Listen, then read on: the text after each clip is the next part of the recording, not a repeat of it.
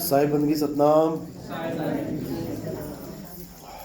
तो आज जबलपुर में परमपिता परमात्मा के मूल ज्ञान का प्रचार होने जा रहा है।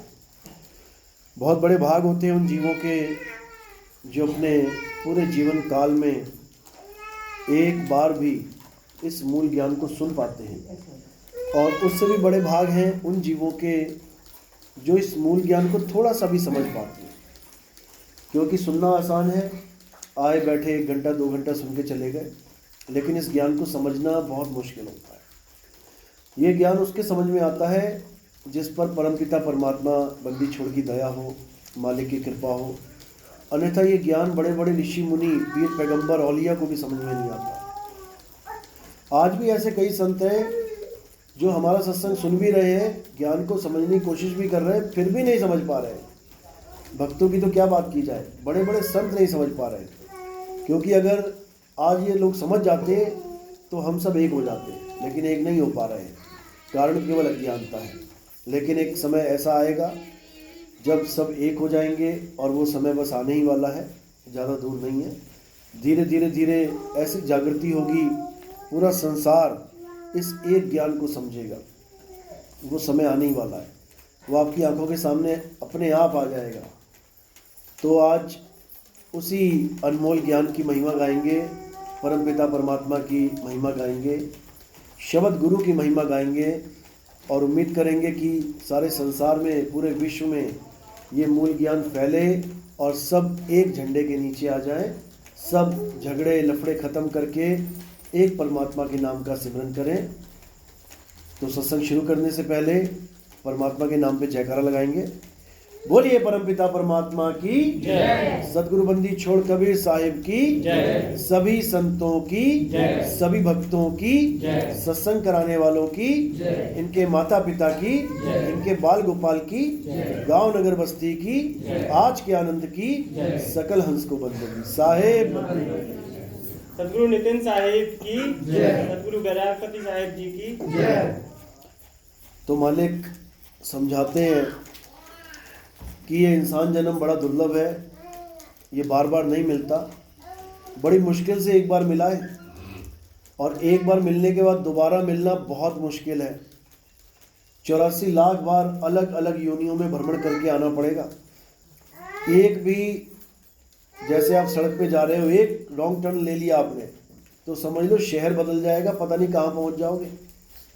देखा ना, हाईवे पे 2 मोड़ आते हैं, गलत ले लिया तो पता नहीं कौन से शहर में पहुँच जाओगे। इसी प्रकार अगर इस इंसान जन्म में एक गलत मोड़ ले लिया तो 84 लाख में पहुंच जाओगे। उसके बाद गिनतियां भूल जाओगे, इतने जन्म होंगे तुम्हारे, हालत खराब हो जाएगी। लेकिन हमारे पास मौका भी पूरा है। ये इंसान जन्म इतना अनमोल है, इस इंसान जन्म में अगर हम चेत जाएं तो हम 84 को ख़त्म कर सकते हैं, 84 को भी ख़त्म कर सकते हैं, जन्म मरण को ख़त्म कर सकते हैं। दोबारा इंसान भी नहीं बनना। इंसान बन के कोई ज़्यादा सुख नहीं है कि कोई सोच रहा है इंसान बन के बहुत बड़ा सुख है। आज तक किसी जानवर को आत्महत्या करते नहीं देखा किसी ने, कि कोई जानवर जाए और पहाड़ से छलांग मार दे, या कोई जानवर जाए और आग में कूद जाए, या कोई जानवर जाए कोई जहर खा ले, ऐसा कुछ नहीं देखोगे आप।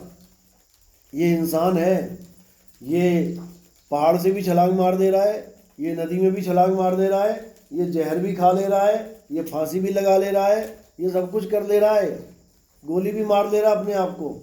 क्यों? क्योंकि इसको पता ही नहीं है मेरे जीवन का मकसद क्या है। ये बिना मकसद के जी रहा है। ये जीवन का मकसद किसको मान बैठा है? जो इच्छाएं इसके मन में आती हैं उनको पूरा करना, इसी को जीवन का मकसद मान बैठा है कि मुझे ये चाहिए, मुझे वो चाहिए, मुझे वो चाहिए। और जब वो चीज़ें मिल जाती हैं तो वो सारा चाव ठंडा हो जाता है, फिर अगली चीज़ की डिमांड आ जाती है। ऐसे ही करते करते करते पूरा युग बदल जाएगा, इसका पूरा जन्म बीत जाएगा, पर इसको शांति आने वाली नहीं है। तो शांति कहाँ आएगी? जब इसको ये पता लगेगा कि मेरे जीवन का मकसद क्या है। अगर मकसद पूरा हो गया तब तो ये पूरा शांत हो जाएगा, और अगर इसका मकसद पूरा ना हुआ तो भले दुनिया का सबसे बड़ा करोड़पति क्यों ना बन जाए, अंत समय में ऐसी खलबली मचेगी इसके अंदर कि ना जीते में ना मरते में। हालत खराब हो जाएगी। याद रखो, हर इंसान बड़े से बड़ा धार्मिक, बड़े से बड़ा नमाजी, बड़े से बड़ा प्रीस्ट क्यों डर रहा है मरने से, क्यों रो रहा है मरते हुए? क्योंकि इन लोगों ने अपने कार्य पूर्ण ही नहीं किया। इन लोगों ने सारी उम्र मंदिर चले गए, ये सारी उम्र नमाजें पढ़ ली, इन्होंने सारी उम्र पैर गाली, सारी उम्र गुरु ग्रंथ साहब पढ़ लिया, लेकिन जिसको पढ़ना था उसको पढ़ा नहीं। किसको पढ़ना था? अपनी आत्मा को पढ़ना था। अपनी आत्मा का अध्याय पढ़ा ही नहीं, और गीता के 18 अध्याय पढ़ के बैठ गया। गुरु ग्रंथ साहब के 143 1430 पन्ने पढ़ के बैठ गया, बाइबल पढ़ के बैठ गया, कुरान पढ़ के बैठ गया, लेकिन जो आत्मा का अध्याय पढ़ना था वो पढ़ा ही नहीं, जिसे अध्यात्म कहते हैं। अध्यात्म को आप संधि विच्छेद करोगे तो क्या निकल के आएगा सामने? अध्याय प्लस आत्म, यानी आत्मा का अध्याय, वो तुमने पढ़ा नहीं, और तुम पत्थरों के पीछे, मूर्तियों के पीछे पड़े रहे। जो इंसान बना रहा है और तोड़ रहा है, खुद ही बना के खुद ही तोड़ दे, उसको भगवान मान के बैठे रहे। और जो आत्मा, जिसे कोई ना तोड़ सकता है, ना जोड़ सकता है, ना जला सकता है, ना काट सकता है, उसका तुम भेद समझ ही नहीं पाए। तो इसीलिए अब क्या करना है? अब हमने आध्यात्मिक बनना है, यानी अब हमने पढ़ाई तो करनी है, लेकिन वो वाली नहीं, बच्चों वाली पढ़ाई, A for apple, B for bat, C for cat, अब वो नहीं। अब हमने पढ़ना है पीएचडी का ज्ञान, और वो क्या है? वो आध्यात्मिक ज्ञान है। अब हमने छोटे मोटे देवी देवताओं का, या हमने कोई मंत्र जंत्र का, या पाठ पूजा का, हवन यज्ञ का, या हमने कोई गंगा जमुना स्नान का, या हमने कोई पर्वतों की परिक्रमा करने का, ये ज्ञान नहीं लेना है। अब ये बहुत ले लिया। सतयुग त्रेता द्वापर बीत गए, इसी ज्ञान में कितने कितने तीर्थ यात्राएं कर डाली। श्रवण कुमार जैसे अपने माँ बाप को भी लेके लाद के चले गए, बहुत कुछ कर लिया, जप कर लिया, तप कर लिया। राक्षसों ने भी जप कर लिया, जप कर करके भगवान भी प्रकट कर लिए, तब भी उनका कल्याण नहीं हुआ। सोचो, जिसको भगवान ही प्रकट हो जाए उसका कल्याण तो हो जाना चाहिए, लेकिन सारे राक्षसों ने भगवानों को प्रकट भी कर लिया, फिर भी मारे गए, फिर भी उनकी मनोवृत्ति बदली नहीं। कारण क्या है? क्योंकि उन्हें आत्मज्ञान नहीं हो पाया। भगवान को प्रकट कर लेना, यानी राम जी, कृष्ण जी, शंकर जी, विष्णु जी, ब्रह्मा जी तुम्हारे सामने आके खड़े हो जाएं, ये अलग चीज है। और अपनी आत्मा का ज्ञान प्राप्त कर लेना, ये अलग चीज है। शंकर जी तुम्हारे सामने खड़े हो जाएंगे, ब्रह्मा विष्णु तुम्हारे सामने खड़े हो जाएंगे, तब भी तुम्हारा कल्याण नहीं होगा। नहीं तो रावण का हो गया होता, आज भी जला रहे हैं उसको राक्षस बोल बोल के। जिसने भगवान प्रकट कर दिए, तुमसे तो हुए ना, तुम पंडित जी कहला रहे हो, तुमसे भगवान कभी प्रकट हुए ना, तुम मूर्ति लेके बैठे हो भगवान की। रावण जिसने भगवान को प्रकट भी किया, वरदान भी ले लिया, उसको तुम राक्षस बता रहे हो? बताओ। अरे जिसने भगवान को प्रकट कर लिया वो राक्षस रहा कहां फिर? लेकिन नहीं समझ में आ रहा है। तो भगवत प्राप्ति इसी को कहते हैं, यानी भगवान की प्राप्ति। कोई भी भगवान सामने आ गया, तुमने उसको भगवान मान के वरदान मांग लिया या उसको देख लिया, इससे कुछ नहीं होता। किससे होगा कल्याण? आत्म प्राप्ति से, आत्म ज्ञान की प्राप्ति से, आत्म तत्व की प्राप्ति से, उससे कल्याण होगा। नहीं तो माया के खेल में भटकते ही रह जाओगे। और यहाँ कोई एक भगवान नहीं है कि तुम सोचो कि एक भगवान प्रकट हो गया जी भगवत प्राप्ति हो गई। यहाँ पे ऐसे ऐसे बाबा लोग बैठे हैं जो एक भगवान प्रकट हुआ फिर दूसरे के चक्कर में भटक रहे हैं। वो देख लो, एक बैठा हुआ है वहाँ पे वृंदावन में, कहता मुझे काशी में शंकर जी प्रकट होके मिले। अरे जब तुझे शंकर जी प्रकट मिल गए तो तेरी दौड़ खत्म हो जानी चाहिए थी, लेकिन तेरी दौड़ शंकर जी से खत्म होके राधे राधे में घुस गई जाके। तो ये दौड़ खत्म होने वाली नहीं है कभी, समझ लो। भगवत प्राप्ति से मुक्ति नहीं होती है, भगवत प्राप्ति से भटकना होती है। भटकता है इंसान। एक भगवान मिल गया फिर दूसरे की डिमांड करके बैठ जाएगा, दूसरा मिल गया तीसरे की डिमांड, ऐसे ही भटकता रहेगा जन्मों जन्म। तृप्ति कहाँ होती है? आत्म ज्ञान बिना नर भटके, कभी काबा कभी काशी। आत्मा के ज्ञान के बिना तुम्हारा ये भटकना सदा सदा चलता रहेगा। और ये भटकना खत्म कब होगा? आत्मज्ञान के द्वारा। भगवत प्राप्ति, मैंने बताया था कि भगवत प्राप्ति कौड़ी कानी और आत्म तत्व हीरा नूरानी। भगवत प्राप्ति कौड़ी कानी, ये कौड़ियाँ चलती थी ना पहले, दो कहते ना तेरी दो कौड़ी की औकात नहीं है। ये कौड़ी क्या होता है? कौड़ी एक करेंसी थी हमारे देश की। कौड़ी थी, मोहर थी, आना थे, कहते 4 आने की बुद्धि नहीं है इसमें, समझ रहे हो? तो ये कौड़ी, और वो भी कानी। जैसे हमारा पास रुपया तो है लेकिन वो खोटा है, वो चलेगा ही नहीं। ऐसे कौड़ी कानी होती थी, वो चलती नहीं थी। तो भगवत प्राप्ति अगर किसी को हो जाती है तो वो कौड़ी कानी है, वो चलेगी नहीं। कि तुम सोचो कि मुझे भगवत प्राप्ति होगी, अब तो मेरे वारे न्यारे हो, नहीं चलेगा माल ये। तुम ऐसी जगह नौकरी कर बैठे जहाँ नकली नोट मिल गया, तुम्हें दिखेगा तो असली जैसा, लेकिन जब तुम चलाने जाओगे वो चलेगा नहीं। तो भगवत प्राप्ति कौड़ी कानी और आत्म ज्ञान, आत्म तत्व हीरा नूरानी। वो ऐसा नूरानी हीरा है कि जिसको आत्मज्ञान हो जाए फिर वो समझ लो परमात्मा का ही रूप हो जाता है। फिर उसे किसी अलग परमात्मा को ढूंढने की जरूरत नहीं पड़ती कि मैं किसी परमात्मा को ढूंढूं, सब खेल खत्म हो जाता है। फिर क्या अवस्था बन जाती है? जो तू सो हम, फिर उसमें कोई भेद नहीं रह जाता। इसी को बोला है आत्मज्ञान के विषय में कि आत्मा परमात्मा एको करे और अंतर की दुविधा अंतर मरे। यानी जब सदगुरु तुम्हारे जीवन में आ जाएगा तो तुम्हें ऐसा ज्ञान दे देगा कि तुम्हारी परमात्मा को खोजने की ललक ही खत्म हो जाएगी। अब किसको खोजना है? अपने आत्म तत्व को खोजना है, उसी में परमात्मा बैठा मिलेगा। यानी तिल अपने तेल को ढूंढने के लिए गली गली में भटक रहा है, अब उसे ऐसा गुरु मिल गया जिसने उसकी दौड़ ही खत्म कर दी। अब वो तेल को ढूंढने के लिए किसी गली में नहीं जाएगा, अब वो कहाँ जाएगा? अपने अंदर तेल विराजमान है, उसको प्राप्त करेगा। इसी प्रकार कबीर साहब कहते हैं, ज्यों तिल माही तेल है और ज्यों चकमक में आग, तेरा साईं तुझ में है, जाग सके तो जाग। तेरा साईं कहीं बाहर नहीं है, किसी मंदिर मस्जिद गुरुद्वारे में कहीं भटकना मत। तेरा साईं तेरी आत्मा में विराजमान है। अपनी आत्मा की खोज कर पहले तुझे ये पता होना चाहिए कि मेरी आत्मा है क्या। आत्मा आत्मा तो सबने सुन लिया, आत्मा आत्मा तो सारी दुनिया कर रही है, और अब आने वाले समय में बच्चा बच्चा आत्मा आत्मा करेगा, क्योंकि ज्ञान ही ऐसा खोल दिया गया है।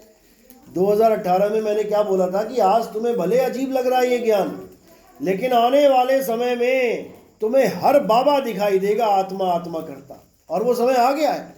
आज तुम बस इतना लिख दो यूट्यूब पे आत्मा का ज्ञान, देखो ऐसे ऐसे बाबा लोग बैठे हुए हैं जो सारी उम्र पत्थर पूजते रहे, जो सारी उम्र पत्थर को भगवान बोलते रहे, लेकिन आज आत्मा को जानो, आत्मा को पकड़ो। आज आत्मा का ज्ञान चल रहा है, लेकिन आत्मा आत्मा कह के किसी को आत्मा का ज्ञान हो नहीं जाएगा।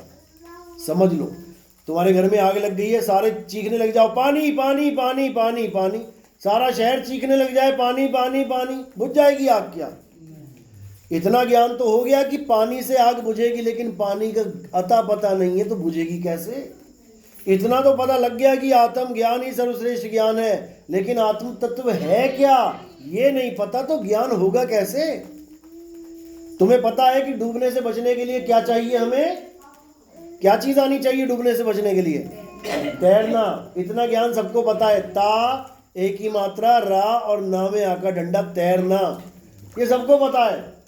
लेकिन ज्ञान तो तब पता लगेगा ना जब सबको धक्का दे दिया जाए पानी में, और जब पानी में धक्का दे दोगे तो क्या करेंगे? वो तैरना तैरना तैरना तैरना, तो तैरना तैरना करके डूब जाएंगे, तैरना तैरना बोल बोल बोल के ही डूब जाएंगे। इसी प्रकार ये लोग आत्मा आत्मा आत्मा करते करते डूब जाएंगे, क्योंकि इनको आत्मा का नाम तो पता लग गया है लेकिन भेद नहीं पता। तो कबीर साहब क्या कह रहे हैं? कह रहे कबीर आत्म ज्ञान का पड़ा नगर में शोर, और पूछो कैसी आत्मा, तो देते दांत निपोर। कबीर साहब कहते हैं तुम्हारे सामने एक से एक गुरु बन के बैठेंगे अभी लोग, और पूरा शहर, पूरा नगर आत्मा आत्मा आत्मा करता नजर आएगा तुम्हें। लेकिन याद रखना, ऐसे ही मत किसी को गुरु बना लेना। कहना कह रहे पूछो कैसी आत्मा, ये आत्मा होती कैसी है, ये सवाल अगर तुमने दाग दिया तो बड़े बड़े गुरु धराशायी हो जाएंगे। ये लाखों की गाड़ियों में घूमने वाले, हजारों लाखों की सिक्योरिटी वाले, ये सब धराशायी हो जाएंगे। एक के पास भी जवाब नहीं मिलेगा, क्योंकि इसका जवाब कोई दे ही नहीं सकता। इसका जवाब कौन दे सकता है? जिसको आत्मा का ज्ञान हो गया है, ये वही दे सकता है। करंट का झटका कैसा होता है ये तुम सपने में भी नहीं सोच सकते, जब तक तुम्हें करंट का झटका लग ना जाए। और जिसको लग गया वही समझ सकता है कि झटका होता कैसा है, अन्यथा किसी को ये सपने में भी झटका नहीं लग सकता। तो इसीलिए कबीर साहब समझा रहे हैं कि अब आने वाले समय में एक से एक ठग आने वाले हैं, मीठी मीठी बातें करके ठगने वाले हैं। लेकिन याद रखना, अगर तुम विवेक कम रखोगे अपने पास तो ठगे जाओगे, और अगर पूर्ण विवेकी हो गए तो ठगे नहीं जाओगे। इसलिए सबसे जरूरी क्या है? विवेक को जागृत रखना। साहिब समझा रहे हैं ना, मैं कहता हूं जागत रहियो और तू जाता है सोई रे, तेरा मेरा मनवा कैसे एक होई रे। अब ये वाणी सुना के एक साधु कहता कि असली कबीरपंथी वो होता है जो कभी सोता ही नहीं है। सुनने में आया कि वो बाबा आंखें खोल के सोता है, वो आंखें बंद ही नहीं करता। उसके चेले कहते हैं अरे हमने देखा गुरुजी को, हमारे गुरुजी आंखें खोल के सोते हैं। अरे आंखें खोल के सोते हैं तब भी सोया ही हुआ है, बताओ। इससे अच्छा तो पल के ऊपर से स्टिची करवा ले, स्टेपलर लगवा ले, खुली रहेंगी आंखें। मतलब ऐसा बेड़ा गर्क कर दिया इन लोगों ने समाज का, क्या बताया जाए। मैं कहता हूं जागृत रहियो, इसका मतलब क्या है कि जागृत रहना, विवेक के द्वारा जागृत, सो मत जाना कहीं। अगर विवेक कम हो गया तो समझ लो होश कम हो गया, और बेहोश हो गए तो कोई भी लूट के ले जाएगा। मैं कहता हूं जागृत रहियो और तू जाता है सोई रे, और तेरा मेरा मनवा कैसे एक होई रे। तू कहता कागज की लेखी और मैं कहता आंखों की देखी। कह रहे मैं कहता आंखों की देखी, तू कहता कागज की लेखी, और तेरा मेरा मनवा कैसे एक होई रे। मैं आत्मा का अनुभव करके बता रहा हूं कि आत्म तत्व क्या है, और तू इसको पढ़ के बता रहा है, सुन के बता रहा है कि आत्मा कोई चीज होती है। इससे कल्याण होने वाला नहीं है मेरे भाई। आत्म तत्व को जानना है तो भेदी गुरु के पास जाकर पहले भेद प्राप्त करना पड़ता है, साधना करनी पड़ती है, उसके बाद आत्म तत्व का ज्ञान होता है, नहीं तो नहीं हो सकता। तो इसीलिए अब क्या करना है? अब केवल एक काम बचा है जीवन में, और कोई काम नहीं है। और वो एक काम क्या है? अपनी आत्मा को जानना। जब लग ना चीनोगे आत्म, तब लग ना मिली है परमात्म। आत्म चीने परमात्म चीने, संत कहावे सोए, और यह भेद काया से न्यारा बूझे बिरला कोई। कह रहे हैं ये भेद काया से न्यारा भेद है, शरीरों का खेल नहीं है। यहाँ पे कोई बिरला ही बूझेगा इसको, यहाँ शरीरों का कोई खेल नहीं है। यानी अगर कोई ऐसा गुरु मिल जाता है जो हमें शरीरों का ध्यान करने को बोल दे, जो हमें शरीर में प्रकट तत्वों का, या शरीरों में जो चक्रों का, या शरीरों में श्वासों का, या शरीर में ही नाभि का, या शरीर में ही किसी भी ऐसी वस्तु का ध्यान ज्ञान करने को बोल दे, वो सतगुरु नहीं होता। सतगुरु कौन है? जो काया से न्यारा करे, वो है सतगुरु।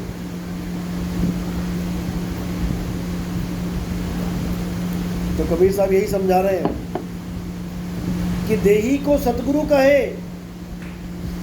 ये है धुंधर ज्ञान, और चार दाग आवे नहीं, और वाक को सतगुरु चाहे। लोगों ने सतगुरु एक इंसान बना डाला, लोग कहते हैं मेरा सतगुरु, मेरा सतगुरु, मेरा सतगुरु। लोगों ने हजारों सतगुरु बना डाले, जबकि सतगुरु कितने हैं? सतगुरु एक है। गुरु हजारों हैं, गुरु लाखों करोड़ों हैं, लेकिन सतगुरु एक है। वो सतगुरु जो एक है उसके बारे में कोई जानता नहीं, इसलिए भटकते फिरते हैं, इसलिए भटकते फिर रहे हैं। अब वो एक कौन है? वो 4 दाग से न्यारा है। सतगुरु 4 दाग से न्यारा। कौन कौन से दागों से न्यारा? सतगुरु का कभी जन्म नहीं होता, सतगुरु कभी भोजन नहीं करता, सतगुरु कभी ब्याह शादियां व्यभिचार नहीं करता, सतगुरु कभी मरता नहीं है। ये 4 दाग से सतगुरु न्यारा है। वाणी कह रही है 4 दाग से सतगुरु न्यारे, अजरो अमर शरीर और कोई गाडे कोई अगन जरावे, ढूंढ न पाया शरीर जपोरे बन केवल नाम कबीर। यानी सतगुरु कौन है? सतगुरु काया नहीं है, सतगुरु आत्म तत्व है। ना तो वो कभी पैदा होता है, हे अर्जुन, आत्मा का ना तो कभी जन्म होता है, ना ही उसका नाश होता है, हे अर्जुन, आत्मा का नाश नहीं होता है। अब आत्मा का जन्म नहीं होता, आत्मा का नाश नहीं होता, तो खाना पीना और शादी ब्याह कहाँ से आ गया? समझ लो इस बात को। ये काया के गुण हैं, ये शरीरों के गुण हैं। अब हमें अगर ऐसा गुरु मिल गया जो हमें शरीरों को ध्यान करवा रहा है, शरीरों की भक्ति करवा रहा है, तो समझ जाना अब सतगुरु नहीं मिला, अभी सतगुरु नहीं मिला। सतगुरु कब मिलेगा? जब काया से न्यारा ज्ञान मिल जाएगा, यानी काया से परे आत्म तत्व का ज्ञान मिल जाएगा, तब समझना कि अब जाके सतगुरु मिला। तो कबीर साहब यही समझा रहे हैं कि हम वासी वा देश के, जहाँ जात वर्ण कुल नाही, शब्द मिलावा हो रहा और देह मिलावा नाही। कह रहे हम उस देश के वासी हैं जहाँ शब्द मिलावा हो रहा, देह मिलावा नहीं। यानी पहले तो देह को किनारे कर दो। सतगुरु देह नहीं, सतगुरु शब्द है। लेकिन इस दोहे को बोल बोल के अज्ञानी अविवेकी गुरुओं ने क्या कर दिया? शब्द को ही गुरु बना डाला। कौन से शब्द को? ये जो बोलने में आ जाते हैं। कह रहे हैं यही गुरु है, इसी को 24 घंटे जपो, ये गुरु तुम्हारे साथ रहना चाहिए। बताओ, अब गुरु को भी मैं जप रहा हूँ, मैं बोलूँगा तो गुरु आ रहा है, मैं नहीं बोलूँगा तो गुरु का आता पता नहीं। अगर शब्द ही गुरु है तो मैं बोलूँगा तभी तो गुरु प्रकट हो रहा है। जैसे मैंने बोला वाहे गुरु, तो मैंने बोला तभी तो आया ये, और मैं ना बोलूँ तो आगे दिखाए। मेरी वजह से इसको अस्तित्व मिल रहा है। राम, कबीर, अल्लाह, वाहे गुरु, गॉड, मैं बोल रहा हूँ तब ये सामने आ पा रहा है। और मैं जहाँ चुप हो जाता हूँ वहाँ कहो इसको आधे में ख़त्म कर दे। राम का माँ ना बोलूँ तो राम ही ख़त्म कर दे, रा। वाहे गुरु को आधे में ख़त्म कर दे, वाहे। मैं बोल रहा हूँ तो इसका अस्तित्व हो रहा है। इसलिए कबीर साहब कहते हैं ये वो गुरु नहीं है, ये वो गुरु नहीं है जिसको शब्द गुरु बोला गया है। ये अक्षर हैं, ये 52 अक्षर हैं, ये 52 अक्षरों से निर्मित है।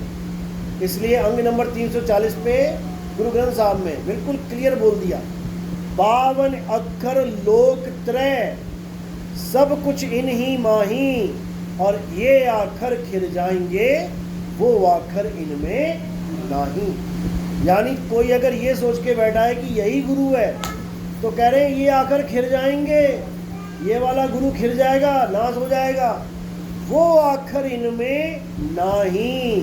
जो असली सार शब्द रूपी गुरु है वो इन अक्षरों में नहीं है। वो कहाँ है?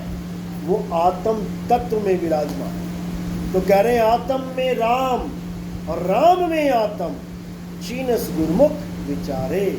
जब गुरुमुख मिल जाएगा, विचार शक्ति बढ़ जाएगी, तो तुम्हें खुद समझ में आने लग जाएगा कि आत्मा में ही परमात्मा का वास है और सबकी आत्मा में विराजमान है वो। घट घट मेरा साइया सुनी सेज न कोय, और बलिहारी व घट की जिस घट प्रगट होए। कहते हैं बलिहार जाते हैं उस घट के जिसमें वो गुरु प्रकट हो जाए, तभी तो इस दुनिया में ज्ञान आएगा। अगर गुरु ही प्रकट नहीं हुआ तो ज्ञान कैसे आएगा? अगर एक मोमबत्ती नहीं जली तो बाकी कैसे जलेंगी? इसलिए कहते हैं बलिहारी व घट की, जिस घट प्रकट होए अब वो पूरे संसार में ज्ञान फैलाएगा। तो धीरे धीरे धीरे करके सारा संसार रोशन हो जाएगा, सब घट में मालिक का अस्तित्व उजागर हो जाएगा, सब राम दिखाई देने लग जाएंगे, आत्म तत्व दिखाई देने लग जाएगा, 5 तत्वों का खेल खत्म हो जाएगा। सामने जो आदमी खड़ा होगा तुम जान पाओगे कि वो है क्या, उसका स्वरूप क्या है। ये कान आँख नाक देख के नहीं पहचानोगे उसको तुम, ये तो मिट्टी है, मिट्टी में मिल जाएगा। हम उसको कैसे पहचानेंगे? आत्म तत्व के रूप में। और कब जान पाएंगे? जब हम खुद को जानेंगे, क्योंकि जैसा मैं हूँ वैसे ही तुम हो, जैसा वो है वैसे ही हम हैं। इसीलिए बोला तो ही मोही, मोही तो ही, अंतर कैसा? कोई अंतर नहीं है। अंतर किसका बना बैठे हैं? ये बाल खाल रंग रूप, ये नर नारी बच्चा बूढ़ा जवान, ये अवस्थाएं हैं इस मिट्टी की, प्रकृति की। इसको हम अपना स्वरूप मान बैठे हैं और एक दूसरे से भिन्न हो गए हैं। लेकिन जब हम ये जान लेंगे कि मटके तो बहुत सारे हैं लेकिन पानी सब में एक है, तो हमारे सारे भेदभाव खत्म हो जाएंगे। कौन हिंदू, कौन मुस्लिम, कौन सिख, कौन ईसाई, कोई भेद ही नहीं रहेगा। कौन ऊंची जात, कौन छोटी जात, कौन बड़ी जात, कोई ब्राह्मण, कोई शूद्र, कोई वैश्य, राजपूत, ये भेद ही नहीं रहेगा। अब सब राम ही हो जाएंगे। तुझ में राम, मुझ में राम, सब में राम समाया, और सबसे कर लो प्रेम।